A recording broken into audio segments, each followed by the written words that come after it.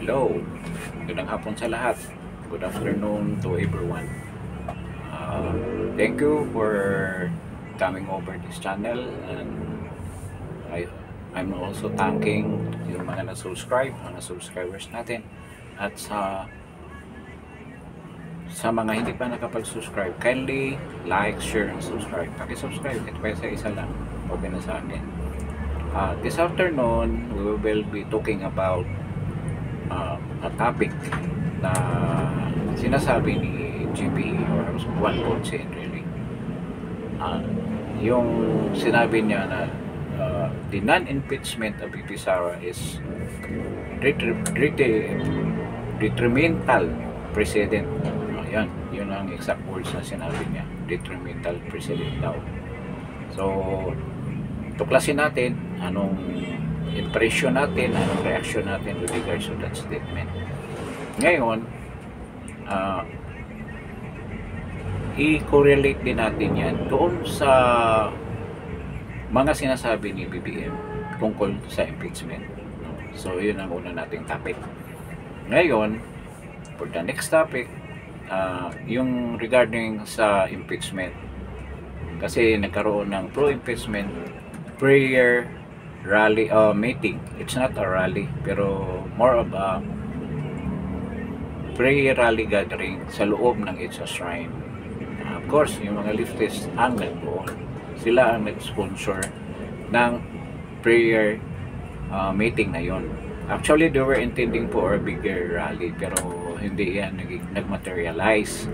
So, ganyan ka hindi sila ganyan ka-organize dahil sa totoo lang, wala ang suporta ng mga tao sa kanila.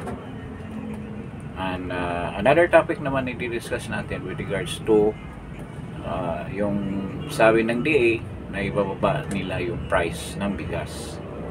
Then maglalabas na yung DFA ng bigas sa market, but it is in limited number. Kasi sa pagkakaalam ko, it's 100,000 sacks lang. Then they will increase it to 4,000. We will discuss about that.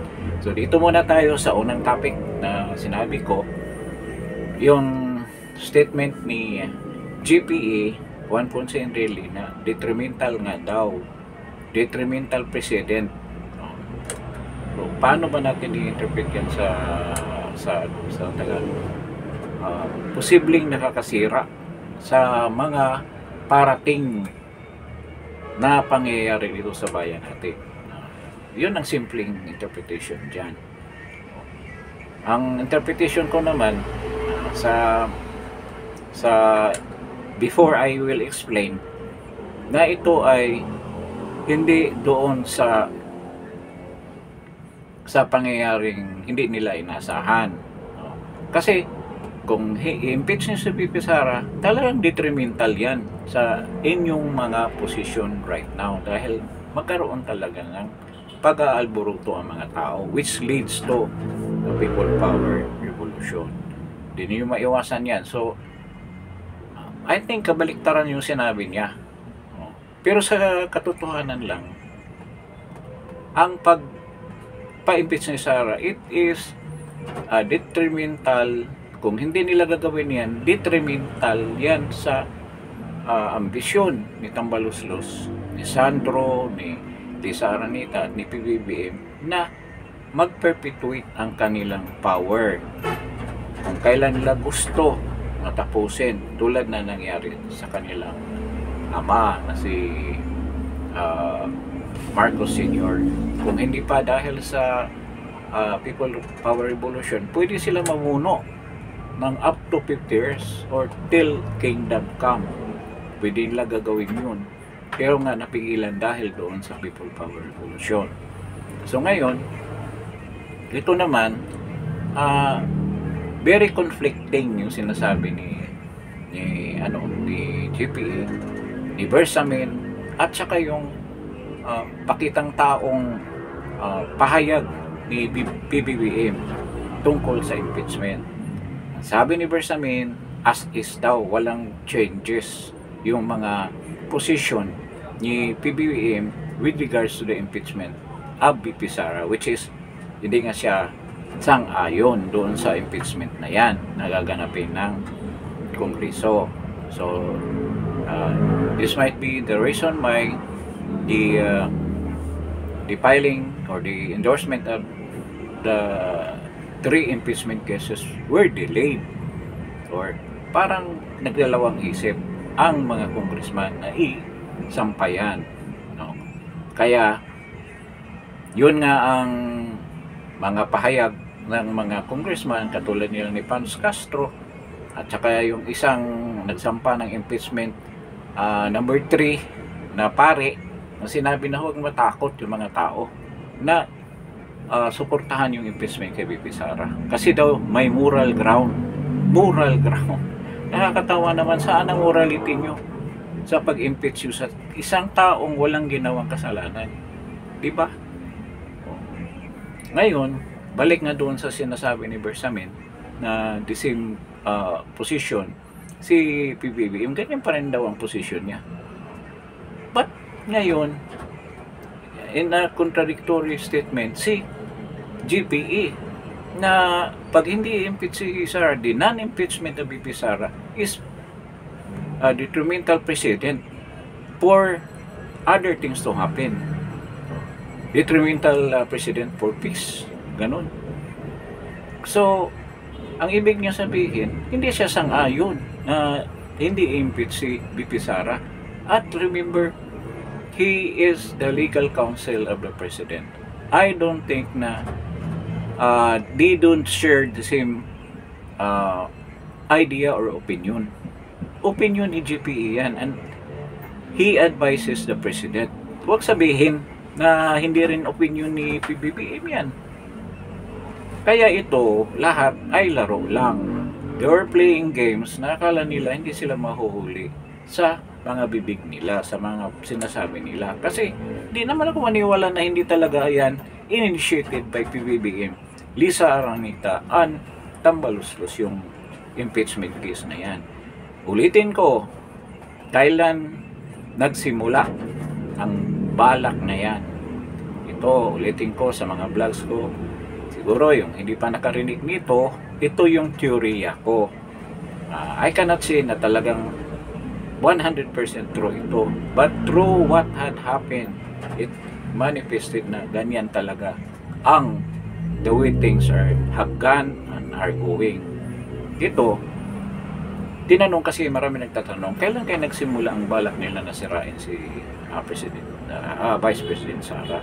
Kasi yan nga, successful sila sa pag-convince through VP Sara na to slide down as Vice President BBM. At si VP Sara nagbigay, just to recall para ma-recall natin anong nag-initiate ng ganyang decision ni VP Inday Sara. Pumayag si Inday Sara upon the pagkukumbinsi, pangungulit ni Amy Marcos na nung nalaman nila na hindi natatakbo si VP Sara, na talagang strong ang kanyang decision not to run as president but as mayor of Davao City. Kaya ang ginawa nila, binalikan nila si VP Sara at sinabi, why not tatakbo ka as Vice President of PBBM? Kasi ito ang dapat nating malalaman ng lahat lagi na nasa isip natin, dahil hindi daw sila mananalo sa Visayas and Mindanao. Kaya kailangan nila ang suporta ni VP Sara kasi napakalakas niya sa mga lugar na yan. Kaya unbeatable siya. Naniwala ko na hindi lang noon, lalo na ngayon, lumalakas lalo si VP Sara dyan sa mga areas na yan. So, yun ang nangyari. So, pumayag si VP Sara, ang kondisyon niya, continuity. Ipapatuloy yung lahat ng mga proyekto na sinimulan ng kanyang ama, si PRRD. Pero yun nga, napakasakit. Halos walang natupad sa mga pangako na yan except ng yung Pangil Bay Bridge na yun ang natupad. So, kasi halos 80% na rin yun eh. Malapit na yung matapos nung natapos din ang regime ni President Duterte. At maraming comments ngayon with regards to the quality ng paggagawa ng project na yan. Yung finishing part na sabi ng iba, mabilis na tuklap yung asfalto ng covering nung sa concrete na karsada. These are minor complaints, but they are repairable. Pero makikita natin gaano nila pinabayaan yung project na yan. So yun ang nangyari. Pumayag si VP Sara. So nung nanalo na sila sa unit team, sa tingin ko diyan nagsimula ang plano nila na i-impeach si VP Sara. Kasi ganito yon, si Martin talaga, intention talaga niya maging presidente, ambisyon niya maging presidente. He will go to hell para lang matupad ang kanyang pangarap na maging presidente, at yun ang ginawa niya. Nakipagsabuatan siya sa mga demonyo sa ating society na sinisira yung bayan natin for 50 to 56 years. Yun ang Communist Party ng Pilipinas, ng NPA, NDF, ang kinausap ni Martin Romualdez. Yun ang nakipag-alyansa siya sa mga terorista na yan. So, diyan nagsimula ang kanilang plano na i-impeach. O paano ginawa? Binigyan ng pundo. It's a decoy. Decoy yun. Ang binigay ng pundo ng confidential fund. At alam nila na diyan nila sisirain si VP Sara. So the rest is history. Ganito na tayo ngayon. Nasa impeachment period na tayo. At meron ding positive na nangyari dahil ang mga tao ay lumabas na para protektahan si VP Sara dahil nga sa impeachment na yan. So, two sides of the coin. Sinisira nila ang image ni VP Sara, ang kanyang pagkatao, kanyang magaling na leader sa isang ahensya ng gobyerno, ang DepEd. At hanggang ngayon patuloy nilang sinisiraan si VP Sara. Pero to no avail, di nila napabagsak si VP Sara tulad ng mga ibang politiko na dumaan with the same challenge. So, noon pa lang sinisimulan na nila. Kaya nga itong sinabi ni Bersamin na hindi naman nag-iba ang sinabi ni PBBM na talagang ayaw niya sa impeachment ni VP Sara because it is not progressive. Ngayon, iba naman ang sinabi ni GPA na detrimental president daw yan kung hindi i-impeach si VP Sara. Yun din ang linyahan ni Trillanes na kailangan na i-impeach si VP Sara. Bakit? Lumalakas siya at ultimately he will emerge na ang hahawak ng power up to the presidency ng ating bansa by 2028. Yun ang kinatatakutan nila. Kasi by the day, nakakuha ng supporters VP Sara. By the day, maraming naglilipatan. Ngayon, yung nangyari diyan sa endorsement, sabi nila, i-express daw nila, pabilisan daw nila. Until now, wala pang yung fourth impeachment case na isasampa pa lang nila. Dahil nga, gusto nilang ibukod yan para hindi na ma-question sa Committee of Justice. Kasi yung kailangan tatlong bago sinampa before, kailangan dadaan sa Committee on Justice. But if they have a new case, impeachment case, and have it signed by 103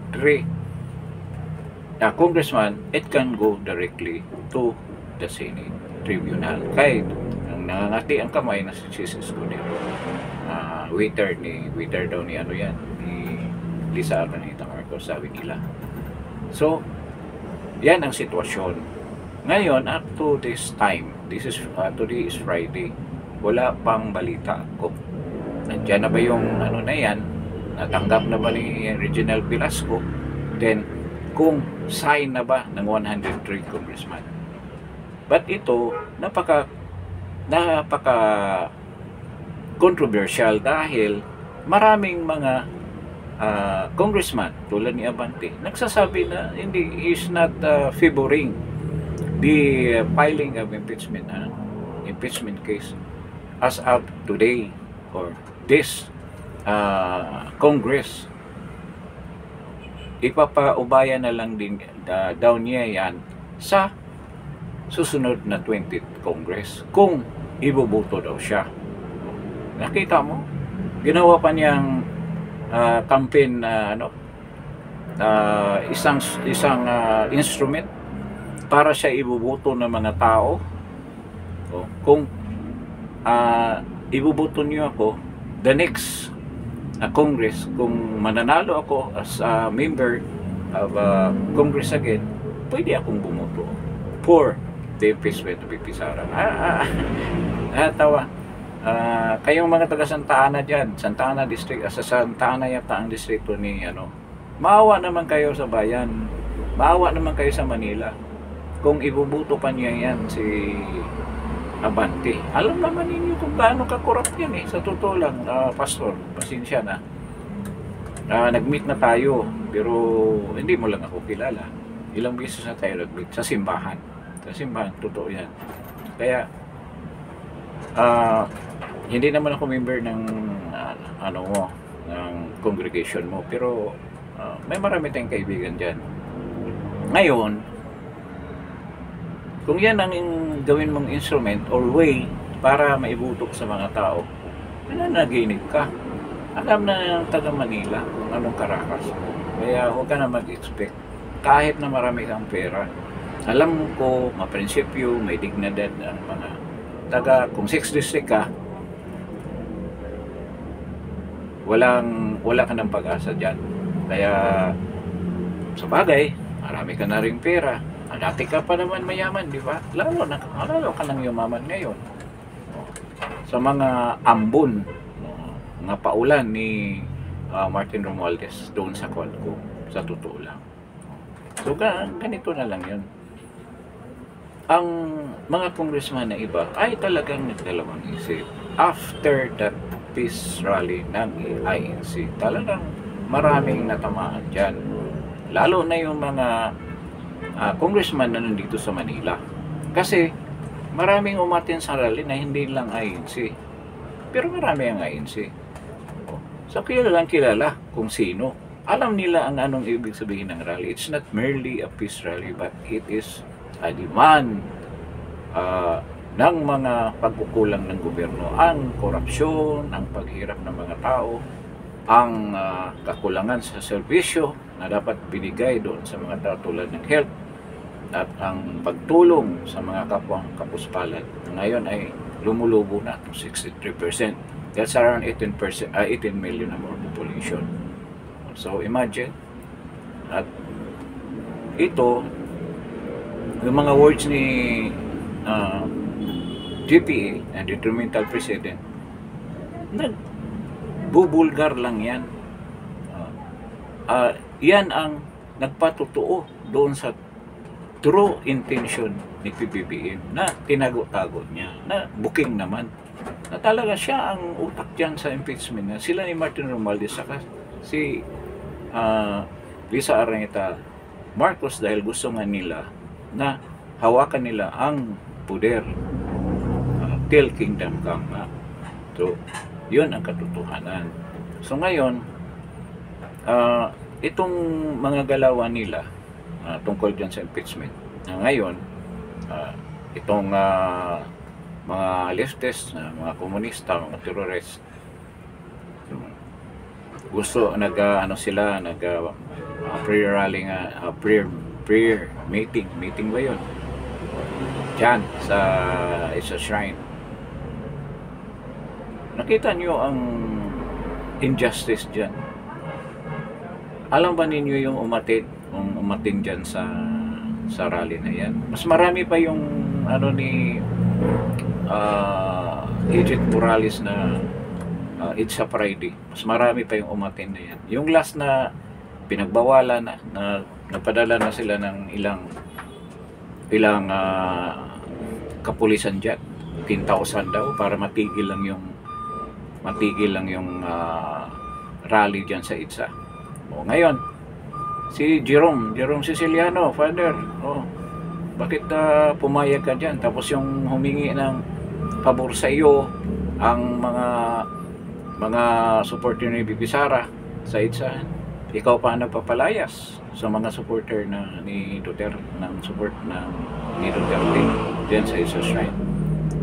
Di ba spokesman ka ng CBCP?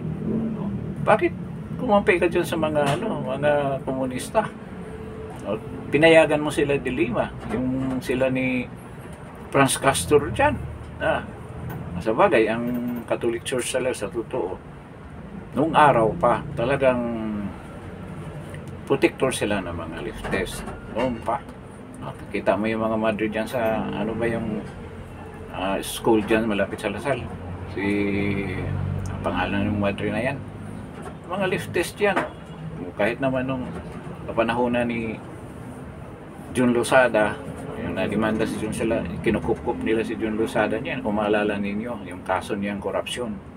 I think si Jun Losada nakakulong pa yata hanggang ngayon.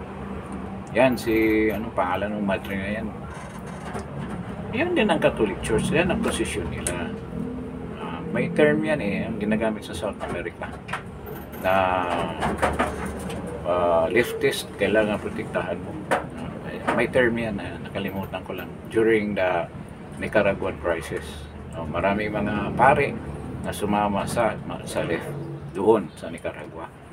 So, yun din na nangyari dito sa Pilipinas. Kaya hindi natin mapagkaila na talaga ang Catholic Church ay kumakampi sa kaliwa. Sila pa nga nagtatago ng mga NPA nung kapanahonan di ba? So, it's a common knowledge. Lahat tayo alam yan. So, ngayon, yun na nangyari sa impeachment. And they're planning to hold another rally. Ngayon, nagyayabang pa si Trillanes, nasasama daw sila sa January 18, sa ITSA Shrine na yon, going into I think February 18, going into the February 25 People's Power Revolution. The end of the month, meron din silang i-conduct na rally. I'm not sure kung 18 ng January 18 or February 18.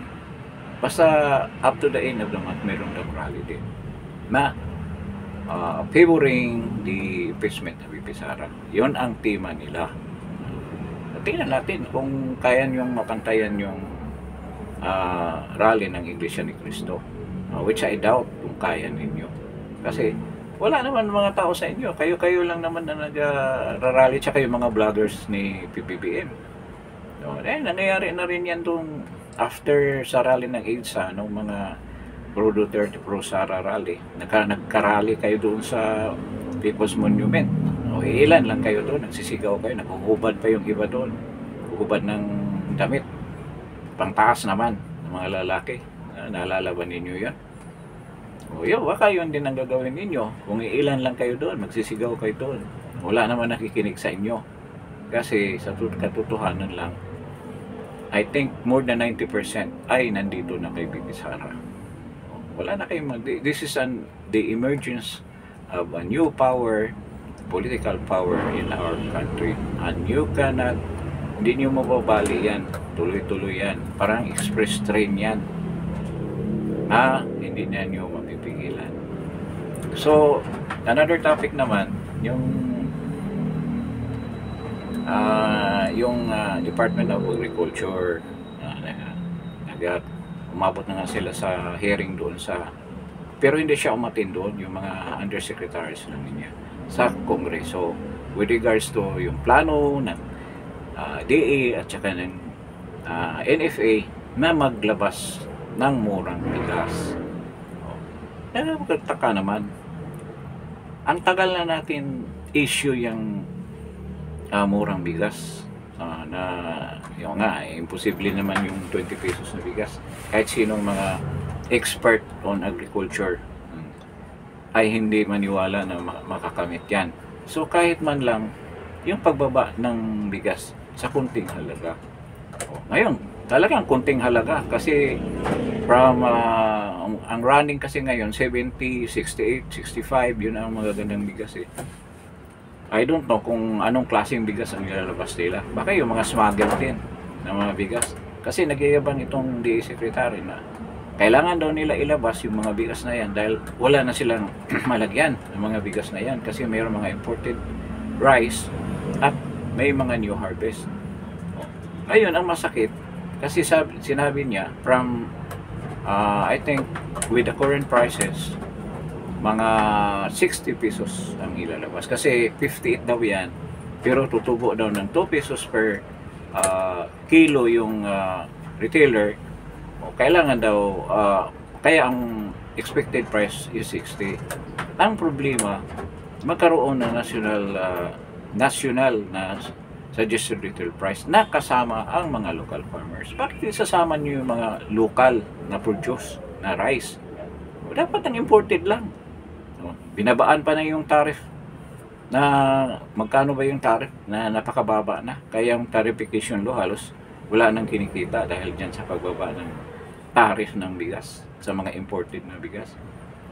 Alalahanin natin sino bang nag-initiate dyan sa mga importation na naalala mo yung magkaroon sana ng investigation with regards to mga smuggled na bigas. Hindi na yun natuloy dahil nga pinipigilan ng Malacanang na mangyari. Until now, ganyan pa rin. Kaya yung mga sinasabi nyo mga hearing-hearing dyan, dapat yun ang i-hearing ninyo. Diba? Until now, wala nangyari. Magti 3 years na si PBBM, wala pa rin nangyari. So, ito ngayon, sabi niya, 60 muna, then 58 by the next week, hanggang abot daw ng 55, 54. Yun ang sinabi ni Joe, yung Department of Agriculture Secretary. Nakapagtataka naman, oy Secretary, kung gusto mo talaga makatulong sa mga tao, ba't ayaw mo ibenta na kaagad ng 40? Hindi namin inambisyon yung 20 dahil imposible yun, o 25. Binta mo ng 40 o 38 o 35, diretso na. Huwag mong paunti-untiin. Kung talagang yung gustong tumulong sa tao, na concern kayo sa kagutuman ng mga tao ngayon, na mabawasan yung kagutuman by reducing the price of the rice. Yun ang basic commodity na kailangan ng mga tao daily. So, bakit magsimula sa 60, din 58 daw by the next week, din bababa daw ng 54? Eh kung kaya naman pala ninyo nagagawin yan, ibaba na nyo kaagad. Huwag na nyong i-weaponize ang bigas, ang presyo ng bigas para gawin yung vote buying din yan. Gamitin nyo sa vote buying para mga tao bubuto yung mga kandidato ni PBBM dahil yan ang linyahan ninyo na nakita ninyo. Si PBBM concern sa mga tao, ginawa niya na pababain ang presyo ng bigas. Lumang tugtugin na yan. Noong pasanan niya ginawa. Kung talagang totoong may malasakit siya para sa mga Pilipino na naghihirap. Pero hindi, ginamit yang presyo ng bigas na yan para mapabango yung mabahong imahen ng mga kandidato ng administrasyon. So, klarong-klaro yan. Ngayon lang yung pinapursigin yan. Kailan pa ba? Kailan ba ilang taon na yan? Department of Agriculture Secretary pa si BBM, wala namang nagawa. So, ngayon yung gagawin dahil eleksyon. Pero sa totoo lang, pipila pa rin mga tao dyan, pero hindi pa rin ang mga kandidato nyo ibubuto. Kahit mahirapan yung mga tao, baka naman, babalik naman yung 3 kilo lang, 5 kilo lang po dahil kulang ho ang supply natin. Magyayabang pa na umaapaw na raw yung bigas sa mga warehouses nila. Kailangan daw nila ibenta. Ang bilis naman umapaw. Ibig sabihin matagal ninyo hinuhoard yan.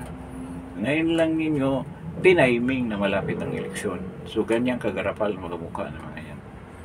So napaka ano nga ng pangyayaring ito, yung pangangailangan talaga ng tao, yung basic na pangangailangan, ginawa pang kasangkapan para sa eleksyon.